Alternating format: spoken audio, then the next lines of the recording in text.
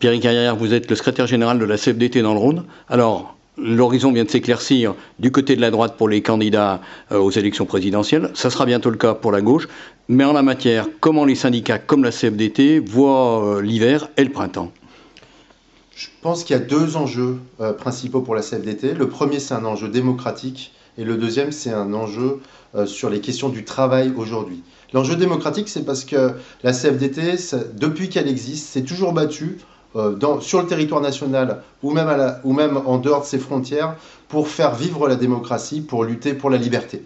Et les échéances démocratiques qu'on a devant nous, compte tenu peut-être des difficultés ou des difficultés que perçoivent les citoyens, de leurs attentes, nécessitent qu'on redonne du sens à l'action publique et donc au rôle des politiques. C'est ce que nous entendons faire avec d'autres, avec 15 grosses associations à l'échelle du territoire du Rhône, pour organiser des débats qui permettent d'éclairer et de mieux comprendre le contenu des propositions des politiques, d'une part lors des présidentielles, en organisant avec les représentants locaux des candidats donc des débats publics, et puis également au moment des législatives.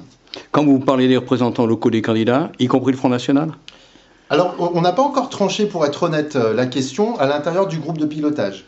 On se voit la semaine prochaine avec d'autres organisations syndicales, avec des organisations de défense des exclus, genre ATD Quart Monde, avec le Pacte civique, avec des associations d'éducation populaire, la Ligue de l'enseignement, les Francas, avec des défenseurs de l'environnement, France Nature Environnement, avec des associations qui prennent en charge des réfugiés, pour déterminer les conditions de ce débat. Donc je ne vais pas préempter ces arbitrages-là. Mais ces dernières semaines, la position, et ces derniers mois on peut dire, et même ces dernières années, la position de la Confédération CFDT vis-à-vis des thèses d'extrême droite était claire. Oui, non, mais c'est une évidence. D'ailleurs, il y a à nouveau une publication à destination des militants qui vient déconstruire le discours du Front National, qui est un discours de haine qui monte les citoyens les uns contre les autres, qui n'est pas compatible avec la République. Ça, c'est une évidence. Ensuite, est-ce que c'est systématiquement en mettant de côté sa participation à des débats publics ou c'est en déconstruisant en direct son discours?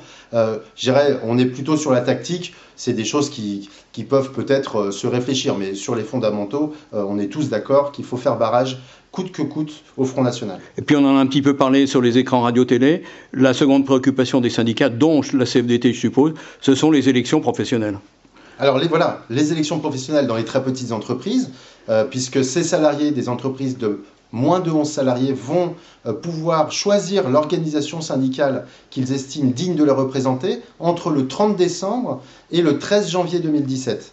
Là, il s'agit à la fois de démontrer notre capacité à nous tourner vers eux. C'est pour ça qu'on a déjà organisé 25 tournées territoriales sur le territoire pour nous adresser en direct au poste de travail à ces salariés.